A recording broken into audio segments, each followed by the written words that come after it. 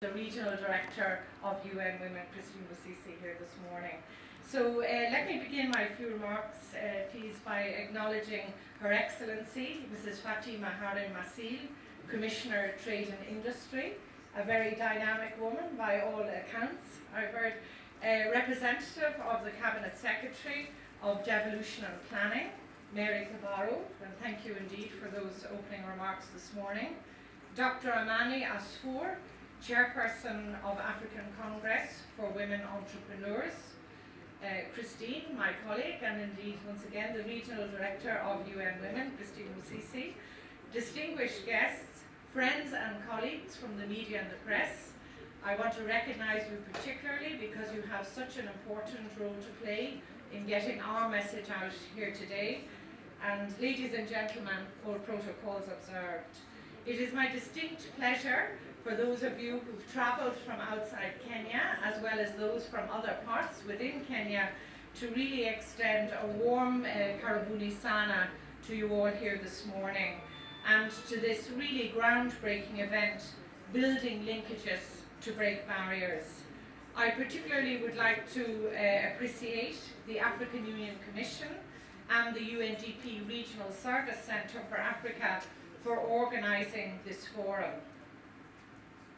The main focus of the programme we're about to move into today, building an enabling environment for women's economic empowerment and political participation in Africa, is one which is extremely timely and also relevant, I believe, not only to the evolving development landscape in Kenya here today, but also on the African continent, because it seeks to respond to Africa's development priorities and challenges in line with the African Union's Women Decade, which of course is 2010 to 2020, and also UNDP's new strategic corporate plan and its gender equality strategy. So all of us here, both from UNDP and other UN agencies, as well in Kenya, warmly welcome this initiative. Ladies and gentlemen, the economic empowerment of women is no doubt the key for Africa's sustained economic growth and development. In an increasingly globalized and interconnected world, the critical role of women as economic agents in the development process of any society cannot be overemphasized. This therefore means that equal treatment of women and men is not just the right thing to do, but the best that can ever happen to move a society forward in terms of socio-economic transformation. Even though equality between men and women stands out as a universal precept, in fact a fundamental and inviolable human right, women unfortunately continue to be confronted with discrimination, marginalisation and exclusion.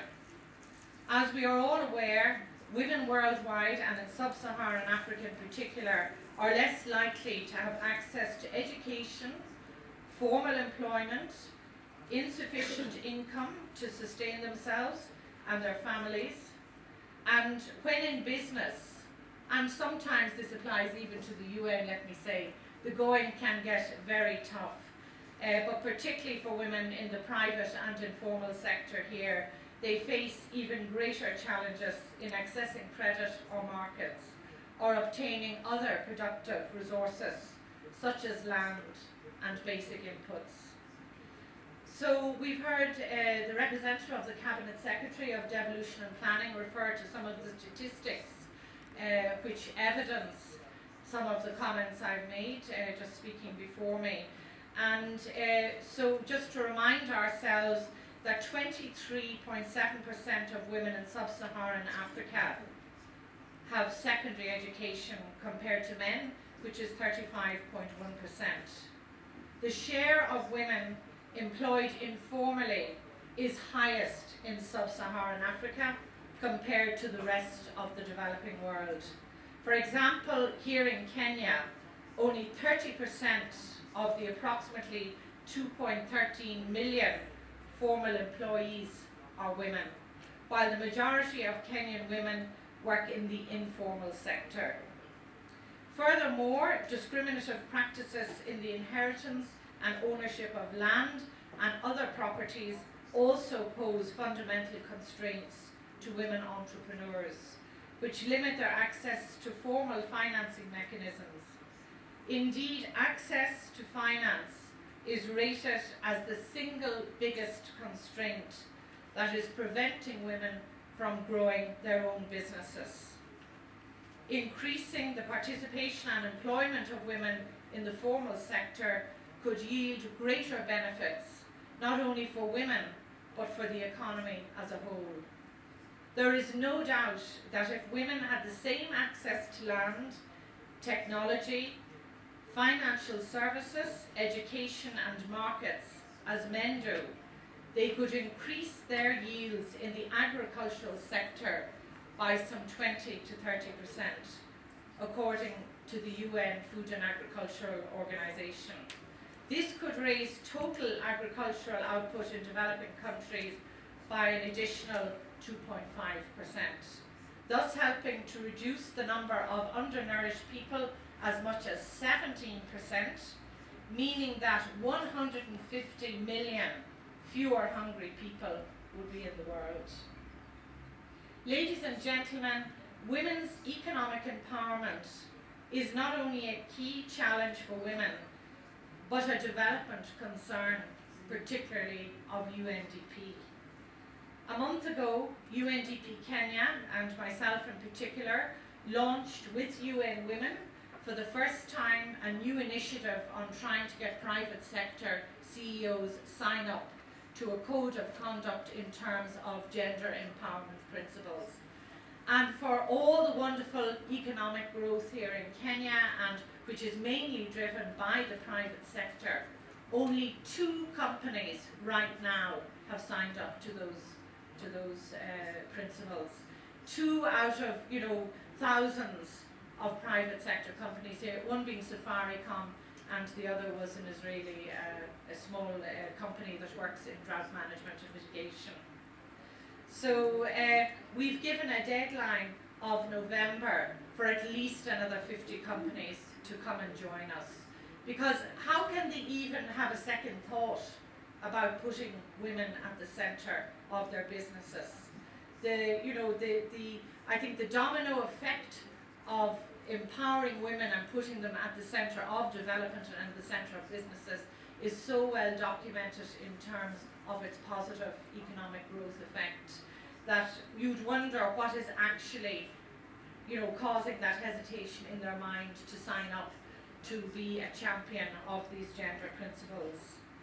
So there was a number of key messages that came out of that event a month ago. I'm not going to mention all of them, but I think that it's just very important to say that we have to encourage in each other self-confidence of women. It's so easy to be undermined when you're a woman in a minority in a workplace, and that can be anywhere. It can be a civil society organisation, it can be the UN, it can be private sector, or it can be the informal sector. I think it's very important that we support each other. And I think the need also, which you'll get an opportunity here today, to map out and share best practices of experiences here in this room. I've met already during a 10-minute introduction this morning. We have people from Egypt, from South Africa, from different francophone countries in Africa as well. So you have a wealth of experience gathered here in this room today, and you should be able to document at least half a dozen best practices before the end of the programme, and to share those, to codify them, and we can also use them in the UN in our work with the private sector. So I would like to say just in conclusion that I think Gandhi's phrase, "be the change you want," is something we all are very familiar with, and that change does begin with each one of us. I tell my staff that, all the time, that if you want to see change, be the model of that yourself. So I wish you every success in your deliberations here today. I'm honoured, I have to say, to be among the high table representatives as the country director for UNDP, and I'm sure it will be very successful. It is indeed a milestone event, and congratulations on getting here despite all the logistical, I think, and transport challenges now. We have a very good representation here today. So I wish you every success. Thank you very much indeed for your attention.